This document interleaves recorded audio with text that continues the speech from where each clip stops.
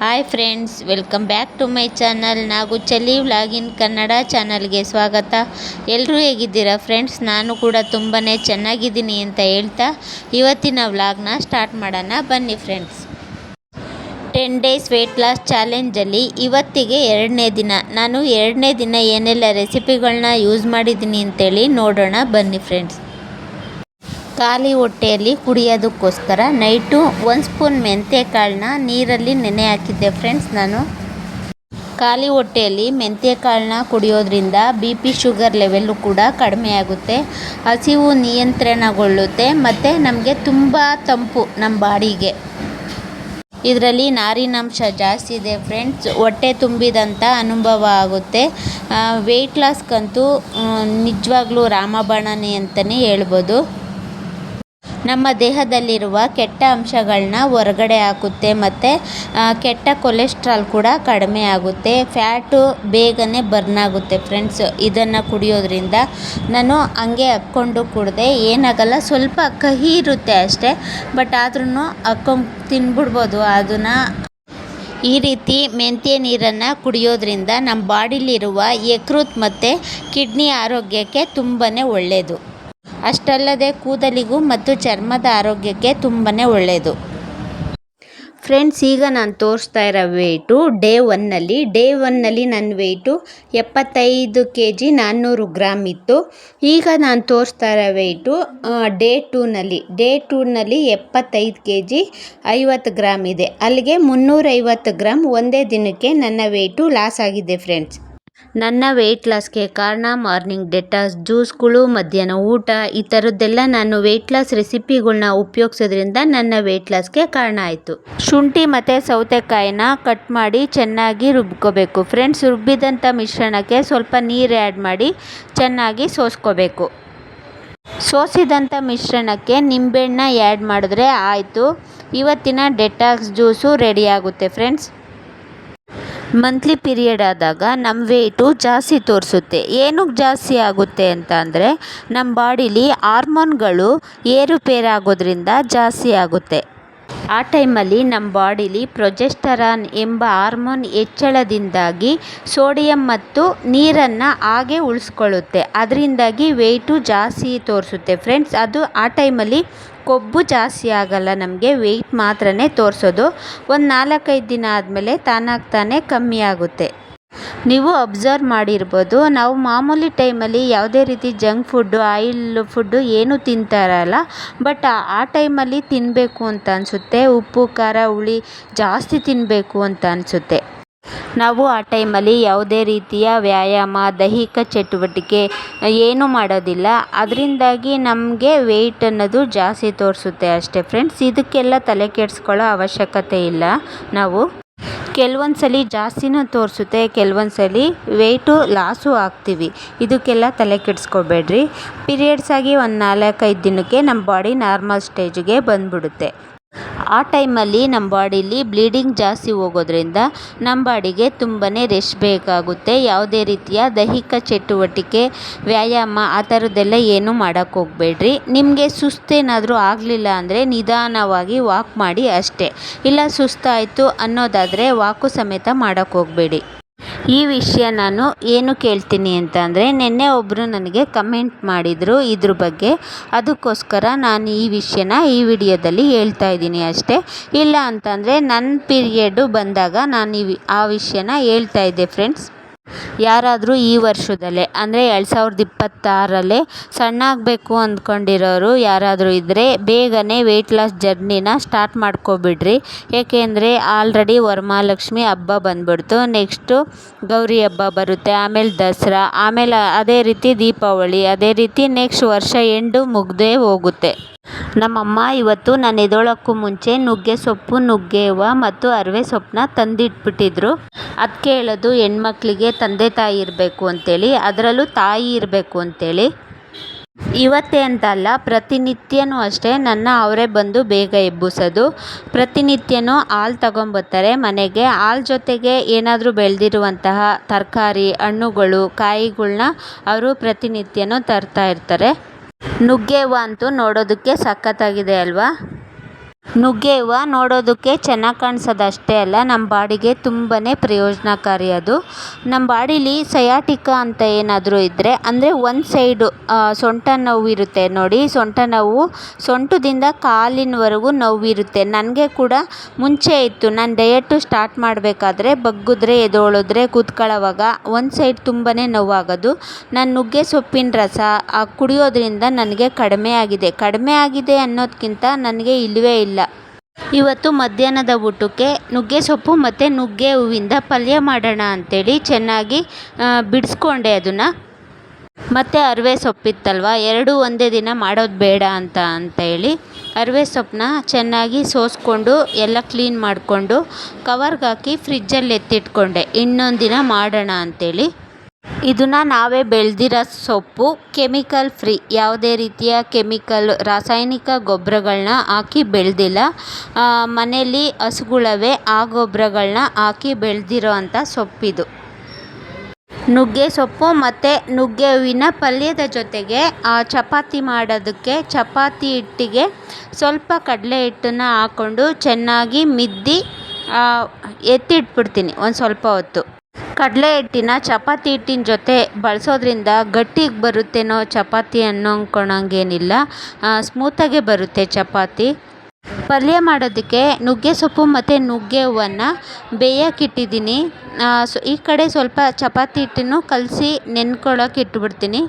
ಆಗ್ತಾಯಿದೆ ನೋಡಿ ನುಗ್ಗೆ ಸೊಪ್ಪು ಮತ್ತು ನುಗ್ಗೆ ಹೂವನ್ನ ಬೇಯಿಸ್ಕೊಳ್ಳೋವಾಗ ಸ್ವಲ್ಪ ಉಪ್ಪಾಕಿ ಬೇಯಿಸ್ಕೋಬೇಕು. ನುಗ್ಗೆ ಸೊಪ್ಪಾಗಲಿ ಅಥವಾ ನುಗ್ಗೆ ಹೂವನ್ನ ಬೇಯಿಸೋವಾಗ ಯಾವುದೇ ರೀತಿಯ ಮುಸ್ಲ ಎಲ್ಲ ಹಾಕಿ ಬೇಯಿಸ್ಕೊಳ್ಳೋಕೆ ಹೋಗಬಾರ್ದು. ಅದು ಹಬೆ ಹೋಗೋದಕ್ಕೆ ಬಿಟ್ಬಿಡಬೇಕು. ಆ ರೀತಿ ಹಬೆ ಹೋಗೋದ್ರಿಂದ ಮತ್ತು ಒಚ್ಚು ಬರೋದಿಲ್ಲ, ಸಾಂಬಾರು ಚೆನ್ನಾಗಿರುತ್ತೆ ಟೇಸ್ಟು. ಮುಚ್ಚಳ ಹಾಕ್ದಲೇ ಬೇಯಿಸೋದ್ರಿಂದ ಆ ಹಬೆಯಲ್ಲಿ ಒಚ್ಚು ಅನ್ನೋದು ಹೊರ್ಟೋಗ್ಬಿಡುತ್ತೆ. ಬೆಂದಿರೋದಾಯಿತು. ನಾನು ಸೋಸಿ ಒಂದು ಕಡೆ ಇಟ್ಟಿದ್ದೀನಿ ನೋಡಿ, ಸೋಸಿರೋದು ಕಾಳು ಒಂದು ಕಡೆ ಮತ್ತು ಸೋಸಿರೋದು ನೀರು ಒಂದು ಕಡೆ. ಮುಂಚೆ ಎಲ್ಲ ನಮ್ಮ ಮನೇಲಿ ನುಗ್ಗೆ ಸೊಪ್ಪನ್ನ ಈ ರೀತಿ ಬೇಯಿಸುವಾಗ ಆ ನೀರನ್ನ ಕೊಡೋರು, ಕುಡಿಯೋದಕ್ಕೆಲ್ಲ ಕೊಡೋರು, ಎಲ್ಲರೂ ಕುಡೀಲಿ ಅಂತೇಳಿ. ಏಕೆ ಅಂತಂದರೆ ಅದರಲ್ಲಿಲ್ಲ ಪೋಷಕಾಂಶಗಳು, ಐರನ್ನು, ಕ್ಯಾಲ್ಶಿಯಮ್ಮು ನಮ್ಮ ಬಾಡೀಲಿ ಸಿಗಲಿ ಅಂತೇಳಿ ಕೊಡೋರು ಆಗಿನ ಕಾಲದಲ್ಲಿ. ಸೊಪ್ಪು ಮತ್ತು ಹೂವನ್ನು ಆರ್ಕೊಳ್ಳೋದಕ್ಕೆ ಬಿಟ್ಟು ಈ ಕಡೆ ಚಪಾತಿ ಹಾಕ್ತಾಯಿದ್ದೀನಿ. ಚಪಾತಿನ ನಾನು 2 ಚಪಾತಿನ ನನಗೆ ಎತ್ತಿಟ್ಕೊಬಿಡ್ತೀನಿ ಮುಂಚೆನೇ ಮಾಡಿ. 2 ಚಪಾತಿಗೆ ನಾನು ಯಾವುದೇ ರೀತಿ ಆಯಿಲ್ನ ಬಳಸಲ್ಲ. ಅದಕ್ಕೆ ನಾನು ಮುಂಚೆನೇ ಮಾಡಿ ಒಂದು ಬಾಕ್ಸಿಗೆ ಹಾಕಿ ಎತ್ತಿಟ್ಕೊತೀನಿ ಮಧ್ಯಾಹ್ನದ ಊಟಕ್ಕೆ. ನಂದಾದಮೇಲೆ ನಂತರ ನಾನು ಮನೆಯವ್ರಿಗೆಲ್ಲ ಎಣ್ಣೆ ಹಾಕಿ ಮಾಡಿಕೊಡ್ತೀನಿ ಚಪಾತಿಗೆ. ಆಯಿಲ್ ಫುಡ್ನ ನಾವು ಕಂಟ್ರೋಲಾಗಿ ತಿನ್ನೋದ್ರಿಂದ ನಮ್ಮ ಬಾಡಿಗೆ ಮುಂದೆ ಬರುವಂತಹ ಕಾಯಿಲೆಗಳನ್ನ ಕೂಡ ಕಂಟ್ರೋಲಾಗಿ ಇಟ್ಕೋಬೋದು, ಅಂದರೆ ಬೇಗ ಬರ್ದಂಗೆ ನೋಡ್ಕೋಬೋದು. ಈಗಂತೂ ಯಾವುದೇ ಆಸ್ಪತ್ರೆಗೆ ಹೋಗಲಿ ಫಸ್ಟ್ ಕೇಳೋದೇ ಅದು, ಆಯಿಲ್ ಫುಡ್ಡು ಕಂಟ್ರೋಲ್ ಮಾಡಿರಿ, ಯಾವ ಫುಡ್ ತಿಂತಾಯಿದ್ದೀರಾ, ಯಾವ ಆಯಿಲ್ ಯೂಸ್ ಮಾಡ್ತಾಯಿದ್ದೀರಾ ಅಂಥೇಳಿ ಕೇಳ್ತಾರೆ. ಪ್ರತಿನಿತ್ಯ 1 ಅವರ್ ವಾಕ್ ಮಾಡಿ ಅಂತೇಳಿ ನಮಗೆ ಹೇಳ್ತಾರೆ. ಎಷ್ಟೇ ಕಷ್ಟ ಕೆಲಸವಾದರೂ ಕೂಡ 1 ಅವರ್ ಕಂಪಲ್ಸರಿ ವಾಕ್ ಮಾಡಿರಿ, ದೇಹಕ್ಕೆ ತುಂಬಾ ಒಳ್ಳೆಯದು, ಆರೋಗ್ಯಕ್ಕೆ ಒಳ್ಳೆಯದು, ಆರೋಗ್ಯ ಸುಧಾರಿಸುತ್ತೆ ಅಂತೇಳಿ ಹೇಳ್ತಾರೆ. ಅಷ್ಟಲ್ಲದೆ ನಿದ್ದೆ ಚೆನ್ನಾಗಿ ಮಾಡಿ ಅಂತೇಳಿ ಹೇಳ್ತಾರೆ. ಬೇಗ ಮಲ್ಕೋಬೋದು, 9-10 ಗಂಟೆಗೆಲ್ಲ ಮಲಗಿಬಿಡಿ, ಬೇಗನೆ ಎದ್ದೇಳ್ಬಿಡಿ ಅಂತ ಹೇಳ್ತಾರೆ. ಮಿನಿಮಮ್ ಒಂದು ದಿನಕ್ಕೆ ನಮ್ಮ ಬಾಡಿಗೆ 8 ಅವರು ರೆಸ್ಟ್ ಬೇಕಾಗುತ್ತೆ. 8 ಅವರ್ ಆಗಲಿ ನಿದ್ದೆ ಮಾಡಬೇಕು ನಾವು. ಫಸ್ಟು ಪಲ್ಯ ರೆಡಿ ಮಾಡಿ ಆಮೇಲೆ ಚಪಾತಿ ಮಾಡಬೇಕಾಯ್ತು. ನಾನು ಉಲ್ಟಾ ಮಾಡಿಬಿಟ್ಟೆ ಇವತ್ತು. ನಾನು ಪಲ್ಯ ರೆಡಿ ಆಗಿದ್ದರೆ ಚಪಾತಿ ಹಾಕಿದ ತಕ್ಷಣ ಕೊಟ್ಬಿಡ್ಬೋದಾಯಿತು ತಿನ್ನೋದಕ್ಕೆ ಬಿಸಿ ಬಿಸಿದು. ನುಗ್ಗೆ ಸೊಪ್ಪು ಮತ್ತು ನುಗ್ಗೆ ಹೂವಿನ ಪಲ್ಯ ಮಾಡೋದಕ್ಕೆ ಒಂದು ಸ್ವಲ್ಪ ಈರುಳ್ಳಿ ಹಚ್ಕೊಂಡಿದ್ದೀನಿ, ಟೊಮಟೆ ಹಣ್ಣು ಹಚ್ಕೊಂಡಿದ್ದೀನಿ ಮತ್ತು ಕಾಯಿ ತುರಿ. ಮತ್ತು ಒಗ್ಗರಣೆಗೆ ಎಣ್ಣೆ ಕಾಯೋದಕ್ಕೆ ಬಿಟ್ಟಿದ್ದೀನಿ. ಎಣ್ಣೆ ಕಾಯ್ತಾ ಇದೆ. ಈಗ ಸ್ವಲ್ಪ ಸಾಸಿವೆನ ಹಾಕ್ಕೊತೀನಿ. ಈ ರೀತಿ ಎಣ್ಣೆ ಕಾಯ್ದ ನಂತರ ಸ್ವಲ್ಪ ಸಾಸಿವೆನ ಹಾಕ್ಕೊಂಡು ಸಾಸಿವೆನ ಚಟಪಟ ಅಂತೇಳಿ ಸಿಡಿಸ್ಕೊಂಡು, ಸಿಡ್ದಾದ್ಮೇಲೆ ಸ್ವಲ್ಪ ಈರುಳ್ಳಿ, ಅಂದರೆ ಹಚ್ಚಿಟ್ಟಿರೋ ಅಂಥ ಈರುಳ್ಳಿ ಎಲ್ಲ ಹಾಕ್ಕೊಂಡು ಚೆನ್ನಾಗಿ ಫ್ರೈ ಮಾಡಬೇಕು. ಈರುಳ್ಳಿ ಕಂದು ಬಣ್ಣ ಬರೋವರೆಗೂ ಚೆನ್ನಾಗಿ ಫ್ರೈ ಮಾಡಬೇಕು. ಪಲ್ಯ ಮಾಡೋದಕ್ಕೆ ಈರುಳ್ಳಿನ ನಾವು ಸಣ್ಣದಾಗಿ ಹೆಚ್ಕೋಬೇಕು. ಸ್ವಲ್ಪ ಮೆಣಸಿನ್ಕಾಯಿ ಇದ್ದರೆ ಆಗೋದು ಒಗ್ಗರಣೆಗೆ. ನನಗೆ ಮೆಣಸಿನ್ಕಾಯಿ ಎಲ್ಲ ಖಾಲಿ ಆಗಿತ್ತು, ಹಸಿಮೆಣಸಿನ್ಕಾಯಿ, ಅದಕ್ಕೆ ನಾನು ಖಾರದ ಪುಡಿನೇ ತಗೊಂಡಿದ್ದೀನಿ ಖಾರಕ್ಕೆ. ಡ್ರೈ ಪಲ್ಯ ಮಾಡೋದಾದರೆ ಟಮಾಟೆ ಹಣ್ಣು ಹಾಕೊಳ್ಳೋಂಗಿಲ್ಲ. ಡ್ರೈ ಪಲ್ಯ ಮಾಡ್ತಾಯಿಲ್ಲ ನಾನು, ಚಪಾತಿಗೆ ಸ್ವಲ್ಪ ಸ್ಮೂತಾಗಿರಲಿ, ನೀರಿನ ಅಂಶ ಇರಲಿ ಅಂಥೇಳಿ ನಾನು ಮಾಡ್ತಾಯಿರೋದು. ನಾನ್ ವೆಜಿಟೇರಿಯನ್ ಏನಾದರೂ ಆಗಿದ್ದರೆ ಇದಕ್ಕೆ ಮೊಟ್ಟೆ ಒಡೆದು ಹಾಕಿ ಪಲ್ಯ ಮಾಡಿದ್ರೆ ಸೂಪರಾಗಿರುತ್ತೆ. ಹೀಗೆ ಟಮಾಟೆ ಹಣ್ಣು ಹಾಕ್ಕೊಂಡು ಚೆನ್ನಾಗಿ ಫ್ರೈ ಮಾಡಬೇಕು. ಟಮಾಟೆ ಹಣ್ಣು ಸ್ವಲ್ಪ ಲೇಟಾಗಿ ಬೇಯುತ್ತೆ ಅಲ್ವಾ, ಸ್ವಲ್ಪ ಬೇಯಲಿ ಬೇಗ ಅಂಥೇಳಿ ಸ್ವಲ್ಪ ಉಪ್ಪು ಹಾಕ್ಕೊಂಡ್ರೆ ಚೆನ್ನಾಗಿ ಬೇಯುತ್ತೆ. ಈಗ ಗರಂ ಮಸಾಲ ಮತ್ತು ಖಾರದ ಪುಡಿನ ಹಾಕ್ಕೊಂಡು ಚೆನ್ನಾಗಿ ರೋಸ್ಟ್ ಮಾಡ್ಕೊತಾ ಇದ್ದೀನಿ. ಗರಂ ಮಸಾಲ ಮತ್ತು ಖಾರದ ಪುಡಿನ ಹಾಕ್ಕೊಂಡು ಚೆನ್ನಾಗಿ ರೋಸ್ಟ್ ಮಾಡ್ಕೋಬೇಕು. ರೋಸ್ಟೆಲ್ಲ ಆದಮೇಲೆ ಸ್ವಲ್ಪ ನೀರನ್ನ ಆ್ಯಡ್ ಮಾಡ್ಕೋಬೇಕು. ಯಾಕೆ ಅಂತಂದರೆ ಚಪಾತಿಗೆ ಆಗಿರೋದ್ರಿಂದ ಸ್ವಲ್ಪ ನೀರಿನ ಅಂಶ ಇರಲಿ ಅಲ್ವಾ, ಜಾಸ್ತಿ ಹಾಕ್ಕೋಬಾರ್ದು, ಸ್ವಲ್ಪ ನೀರನ್ನ ಹಾಕ್ಕೋಬೇಕು. ಹೀಗೆ ಸ್ವಲ್ಪ ನೀರನ್ನು ಹಾಕ್ಕೊಂಡು ಚೆನ್ನಾಗಿ ಕುದಿ ಬಂದಾದಮೇಲೆ ಆ ಕುದಿಗೆ ನಾವು ಏನು ಸೊಪ್ಪು ಬೇಯಿಸಿ ಶೋಧಿಸಿ ಇಟ್ಟಿರ್ತೀವಲ್ಲ ಆ ಸೊಪ್ಪನ್ನ ನಾನು ಆ್ಯಡ್ ಮಾಡ್ಕೊತಾ ಇದ್ದೀನಿ. ಅದ್ರ ಜೊತೆಗೆ ನಾನು ತುರಿದಂಥ ತೆಂಗಿನಕಾಯಿ ತುರಿನ ಹಾಕ್ಕೊತಾ ಇದ್ದೀನಿ. ಈ ಎರಡು ಹಾಕ್ಕೊಂಡು ಚೆನ್ನಾಗಿ ಮಿಕ್ಸ್ ಮಾಡ್ಕೊತೀನಿ. ಮತ್ತು ಉಪ್ಪೇನಾದರೂ ಕಮ್ಮಿ ಆಗಿದ್ರೆ, ಅಂದರೆ ಆಲ್ರೆಡಿ ನಾನು ಸೊಪ್ಪನ್ನ ಬೇಯಿಸುವಾಗ ಉಪ್ಪು ಹಾಕ್ಕೊಂಡು ಬೇಯಿಸಿದ್ನಲ್ವ, ಈಗ ಸ್ವಲ್ಪ ಹಾಕೋ ಅವಶ್ಯಕತೆ ಇರುತ್ತೆ. ಟಮಾಟೆ ಹಣ್ಣಿಗೂ ಹಾಕಿದ್ದೆ, ಈಗ ಸ್ವಲ್ಪ ಹಾಕ್ಕೊಂಡು ಚೆನ್ನಾಗಿ ರೋಸ್ಟ್ ಮಾಡ್ಕೊತಾ ಇದ್ದೀನಿ. ಈ ರೀತಿ ಚೆನ್ನಾಗಿ ರೋಸ್ಟ್ ಮಾಡಿದ್ರೆ ನುಗ್ಗೆ ಸೊಪ್ಪು ಮತ್ತು ನುಗ್ಗೆ ಹೂವಿನ ಪಲ್ಯ ರೆಡಿಯಾಗುತ್ತೆ. ಮನೆಯವ್ರಿಗೆ ತಿಂಡಿ ರೆಡಿ ಆಯಿತು, ನನಗೆ ಮಧ್ಯಾಹ್ನದ ಊಟ ರೆಡಿ ಆಯಿತು. ಈಗ ಬೆಳಗ್ಗಿನ ತಿಂಡಿಗೆ ನನಗೇನು ಮಾಡ್ಕೊತಾ ಇದ್ದೀನಿ ಅಂತಂದರೆ ಮಾಮೂಲಿ ಗಂಜಿನ ಮಾಡ್ಕೊತಾ ಇದ್ದೀನಿ. ವೆಯ್ಟ್ ಲಾಸ್ ಗಂಜಿನ ದಿನದಲ್ಲಿ ಒಂದು ಟೈಮ್ ಆಗಲಿ ತಗೋಬೇಕು. ಬೆಳಿಗ್ಗೆ ಆದರೂ ತಗೋಬೋದು, ಇಲ್ಲ ಸಂಜೆ ಆದರೂ ತಗೋಬೋದು. ಬೆಸ್ಟು ಅಂದರೆ ಬೆಳಿಗ್ಗೆ ತಗೊಂಡ್ರೇ ಬೆಸ್ಟ್ ಅದು. ಏಕೆ ಅಂತ ಅಂದರೆ ಅದರಲ್ಲಿ ಪ್ರೋಟೀನ್ ಜಾಸ್ತಿ ಇರೋದ್ರಿಂದ ಪ್ರೋಟೀನು ನಾವು ಮಾರ್ನಿಂಗ್ ಫುಡ್ಡು ತಗೋಬೇಕು. ಮಾರ್ನಿಂಗೇ ತಗೊಂಡ್ರೆ ಬೆಸ್ಟು. ನಾವು ಗಂಜಿ ಮಾಡುವಾಗ ಸ್ವಲ್ಪ ತೆಳುವಾಗಿ ಮಾಡ್ಕೊಂಡು ಕುಡಿಬೇಕು. ಮಂದ ಆಗಿಬಿಟ್ರೆ ಸ್ಪೂನಲ್ಲೆಲ್ಲ ತಗೊಂಡು ಕುಡಿಬೇಕಾಗುತ್ತೆ. ಈ ರೀತಿ ಮಾಡಿದ್ರೆ ಬೆಸ್ಟು. ಈಗ ಮಧ್ಯಾಹ್ನ 12:30 ಆಗಿದೆ ಫ್ರೆಂಡ್ಸ್. ಕಾಫಿ ಕುಡಿಬೇಕು ಅಂತ ಅನ್ನಿಸ್ತು ನನಗೆ, ಅದಕ್ಕೆ ಕಾಫಿ ಕುಡಿಯೋಣ ಅಂಥೇಳಿ ಬಿಸಿನೀರು ಕಾಯಿಸ್ತಾ ಇದ್ದೀನಿ. ನೋಡಿ ಫ್ರೆಂಡ್ಸ್, ನಾನೀಗ ಮಾಡ್ತಾ ಇರೋದು ಬ್ಲ್ಯಾಕ್ ಕಾಫಿ, ನಾರ್ಮಲ್ ಕಾಫಿ ಅಲ್ಲ, ಸಕ್ಕರೆ ಮತ್ತು ಹಾಲು ಉಪಯೋಗಿಸಿ ಮಾಡೋ ಅಂಥ ಕಾಫಿ ಅಲ್ಲ. ನಾನು ಬ್ಲ್ಯಾಕ್ ಕಾಫಿಗೆ ಬ್ರೂನ ಒಡೆದು ಹಾಕ್ಕೊಂಡಿದ್ದೀನಿ ಗ್ಲಾಸಿಗೆ, ನೋಡಿ ಆಯಿತಾ. ಈ ಥರ ಕಾಫಿ ಕುಡಿಯೋದ್ರಿಂದ ನಮಗೆ ವೆಯ್ಟ್ ಲಾಸ್ ಆಗುತ್ತೆ, ವೆಯ್ಟ್ ಗೇನ್ ಆಗಲ್ಲ. ಹಾಲು ಸಕ್ಕರೆ ಹಾಕಿ ಕುಡಿಯೋದ್ರಿಂದ ವೆಯ್ಟ್ ಗೇನ್ ಆಗುತ್ತೆ. ಈ ಥರ ಬ್ಲ್ಯಾಕ್ ಕಾಫಿ ಕುಡಿಯೋದ್ರಿಂದ ವೆಯ್ಟ್ ಲಾಸ್ ಆಗುತ್ತೆ. ಓಕೆನಾ. ಇವತ್ತಿನ ಮಧ್ಯಾಹ್ನದ ಊಟ ನುಗ್ಗೆ ಸೊಪ್ಪು ಮತ್ತು ನುಗ್ಗೆ ಹೂವಿಂದ ಮಾಡಿರೋ ಪಲ್ಯದ ಜೊತೆಗೆ 2 ನಾನು ಚಪಾತಿ ತಗೊಂಡಿದ್ದೀನಿ, ಮತ್ತು ಅದ್ರ ಜೊತೆಗೆ ಕ್ಯಾರೆಟ್ ತಗೊಂಡಿದ್ದೀನಿ ಮತ್ತು ಸೌತೆಕಾಯಿ ತಗೊಂಡಿದ್ದೀನಿ.